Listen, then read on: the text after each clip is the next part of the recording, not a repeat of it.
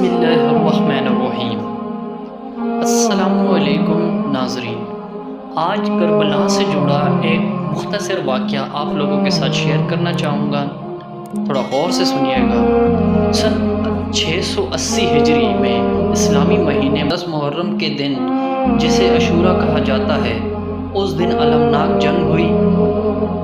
یزید کا لشکر بہت زیادہ تعداد میں ہونے کے باوجود امام حسین اور ان کے ساتھیوں نے عدل و انصاف کے لیے بہادری سے جد و جہد کی اور ایک ایک کر کے وہ شہید ہوتے گئے، جن میں امام حسین کے پیارے بیٹے علی اکبر اور ان کے وفادار بھائی عباس بھی شامل تھے۔